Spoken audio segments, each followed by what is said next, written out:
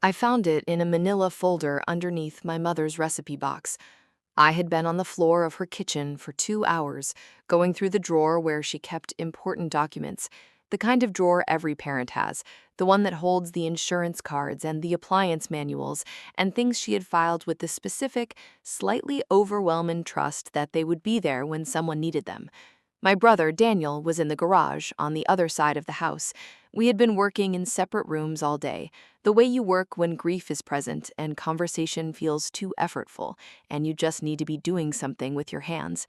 The signature card had three signatures: my father's, from the original account opening decades ago, my mother's, from the same date, and my brother's, dated 3 years earlier, added in a bank branch I didn't recognize on a Wednesday afternoon while, I would later calculate, I was at work and my parents were, as far as I knew, doing exactly what they always did on a Wednesday afternoon. I held the card in both hands and looked at it for a long time. Then I put it back in the folder. I placed the folder in the box I was filling. I finished the drawer without saying anything to Daniel. I helped make dinner. I sat at my parents' kitchen table and talked about logistics and ate food I didn't taste. And I said goodnight and I drove to my hotel. And I sat on the edge of the bed and I called the bank from a number I found online. The balance in my parents' joint savings account, the account they had built together over 40 years, was $412. My name's Lauren. I'm 43, and the signature card in the manila folder under my mother's recipe box is what started the worst 6 months of my adult life, and the most important. My parents were ordinary people in the very best sense of that phrase. My father worked for the County Water Authority for 31 years. My mother was a dental hygienist until she retired at 62.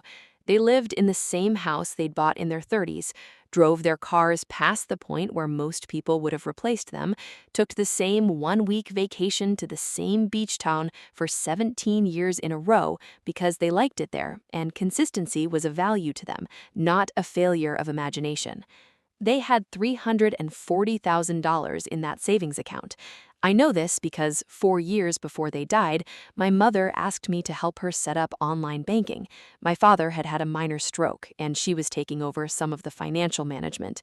And I had sat at this same kitchen table and helped her create a login and shown her how to read the balance and how to transfer between accounts. The number had been there on the screen. I had registered it the way you register a fact that reassures you. They are going to be okay. They have enough. My brother Daniel is 3 years older than me. We had a functional relationship, shared holidays, a phone call here and there, enough contact to maintain the appearance of closeness without the depth. He had been financially unstable for years. A divorce in his early 40s that left him with debt, a series of jobs that never quite held, a general sense of someone who was always working on stabilizing without ever quite arriving at stability. My parents had helped him, quietly, in amounts I knew about in outline, but not in detail. I had accepted this the way you accept things about families, as background, as the pattern of how things worked. What I had not accepted, because I had not known, was that the quiet help had a mechanism I had never seen, and that the mechanism had been running for 3 years. The transaction history arrived in my email the following morning: 47 pages, 3 years of withdrawals from the account I had helped my mother learn to navigate. I read it at the desk in my hotel room before anyone else in the building was awake. The withdrawals began 3 months after Daniel's name was added to the account.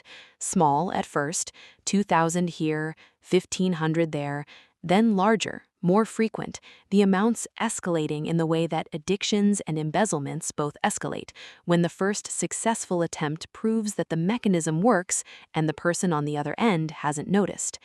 They were spaced and sized in a specific pattern, never the same amount twice in the same month, never an amount large enough to trigger an automatic bank alert, spread through 36 months with the deliberateness of someone who had studied how monitoring systems worked and were operating just below their thresholds. My parents had died within 11 months of each other. My father first, my mother 8 months after, of what her doctor called a broken heart, and I call an accurate diagnosis. In those final years, in the periods of illness and decline, and the particular exhaustion of two people managing their own diminishment, they had not been tracking their savings account with the attention they once had. The automatic mortgage payment was gone, the house was paid off, the utility bills came out of checking, the savings account sat apparently as a number they trusted was there, in the specific, unexamined trust of people who had spent 40 years building something and had stopped needing to verify it every month. Daniel had known this. He had watched their attention shift, and he understood what that meant. $338,000, 47 pages, while I called them every 3 days and drove out every few weeks to help with groceries, and I stood at my parents' grave and then 8 months after at mine and thanked my brother for being there at the end. I called an elder financial abuse attorney named Sandra that morning, still at the hotel desk, before I went back to the house. I sent her the transaction history as an attachment. She called me back in 2 hours. She said, "This is one of the clearest patterns of elder financial abuse I've seen in terms of documentation. The sizing, the spacing, the escalation over time, this is not impulsive. This is a system." I asked her what we could do. She said, "We find where the money went, bank records for the receiving account. We build the case from the destination." That afternoon, I went back to the house. Daniel was there. We worked in separate rooms again. I carried what I knew through the entire day, through lunch together at my mother's kitchen table, through the conversation about what to do with my father's workshop tools, through the specific grief of sorting through a life that two people had shared for over 4 decades. I carried it and said nothing because Sandra had told me not to say anything until we had the bank records, and because some part of me needed to see Daniel's face across a table and try to understand how the face I was looking at had spent 3 years doing what the 47 pages said it had done. I didn't find the answer in his face. He looked like my brother. He looked tired and sad in the way that losing both parents in 11 months makes people look tired and sad. He made coffee and handed me a mug and said, "How are you holding up?" I said, "Okay, you?" He said, "It's a lot." I said, "It is." We drank our coffee at our mother's kitchen table, and I thought about a Wednesday afternoon 3 years ago when he had driven to a bank branch I didn't recognize and signed a card that gave him access to everything. The bank subpoena came back 3 weeks later. The receiving account belonged to Daniel. The funds had been deposited across 36 months, some spent directly, traceable to credit card payments and a vehicle purchase and what looked like a home renovation.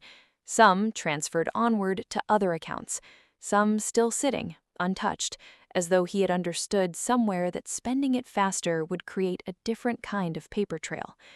Sandra estimated the recoverable amount, the portion not yet spent or moved beyond reach, at $150,000 to $200,000 of the original $338. The rest was effectively gone. I drove to Daniel's house on a Saturday morning with the transaction history printed out. 47 pages. I had not called ahead. He answered the door in a sweatshirt. He looked at me, then at the papers in my hand. His face did the thing faces do when someone understands in a single moment that the thing they have been carrying in private is no longer private. He said, "Lauren." I said, "Can I come in?" We sat at his kitchen table. I put the 47 pages between us. I did not say anything for a moment. I let him look. He said, "They knew. Mom knew I was using it. She said I could." $338,000. Did she tell you the total? He looked at the table. I said, "She told me every month what she spent.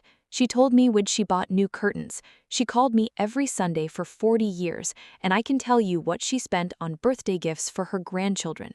She did not know this number." He said, "It was a loan. I was going to—" "To what? She's dead, Daniel. When were you going to?" He didn't answer.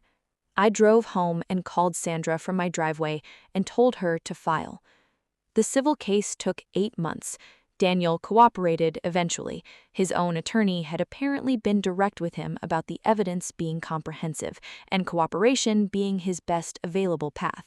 He agreed to a civil judgment for $162,000, representing the recoverable portion, structured payments over 5 years, a formal acknowledgement of elder financial abuse for the legal record. He was not criminally charged. Sandra had discussed this with the DA's office. My parents were gone. The access had been technically authorized. The burden for criminal prosecution in elder abuse cases is high when the victim is deceased.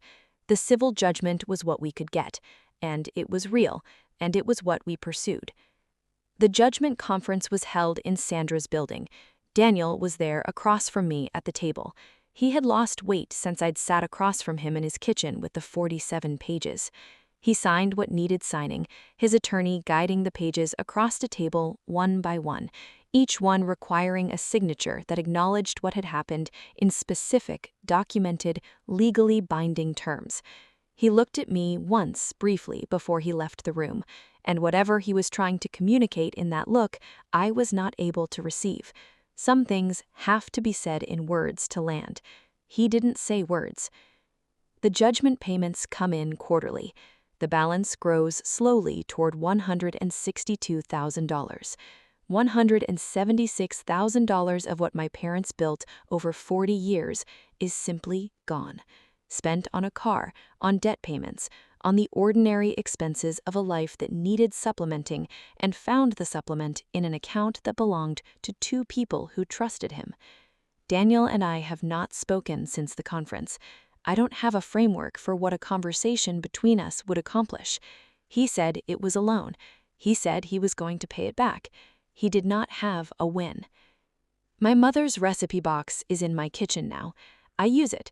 The recipes are in her handwriting on index cards, slightly sticky from decades of use, flour on the corners, a ring from a coffee cup on one card that must have been made 100 times. I cook from it on Sunday evenings sometimes, the same way she did. It sits on my counter the same way it sat on hers. The manila folder was underneath it. I keep the signature card in my own files now, in a folder with the transaction history and Sandra's correspondence and the judgment documentation. Evidence, but also something else. The last document my mother signed that had consequences she didn't understand.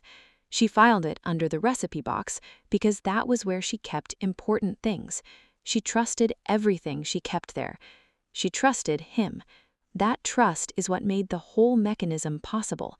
And every time I take a recipe from that box, every time I smell the flour on the corner of a card and recognize her handwriting, I think about what that trust cost her. And I try to hold both things, how much she loved us, and how completely one of us used that. Subscribe to Family Verdict for a new family betrayal story every week. If a family member has ever abused access given to them in trust, tell me what happened in the comments below. I'll see you in the next one. Thank you for watching.